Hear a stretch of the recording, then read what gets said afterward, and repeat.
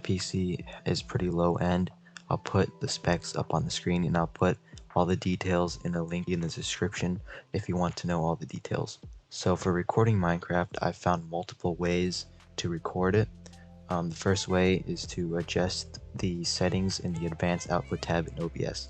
So you want to download OBS, and you go into settings, and you go into output, and you set the output mode to advanced, and you go into recording, because we're not streaming.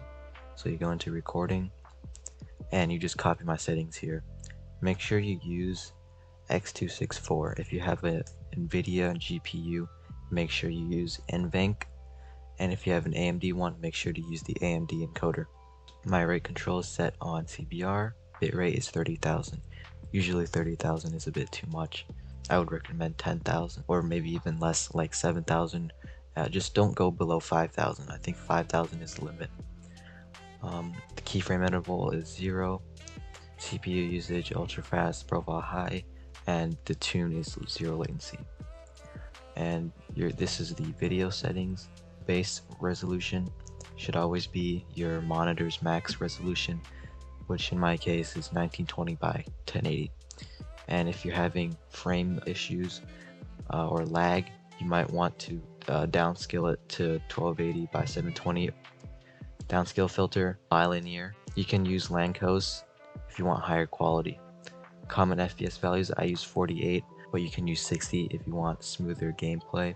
And if you're having frame issues, just set it to 30. So that was the advanced output mode. Now I'm going to show you the simple mode. Now I've set my settings on simple. As you can see, if I go into output mode is simple, and it'll automatically do all these things for you. So you just set it to my settings if it's not on these already, but yeah, it should automatically be set on these settings right here. There is another way to record, which is to use the replay buffer.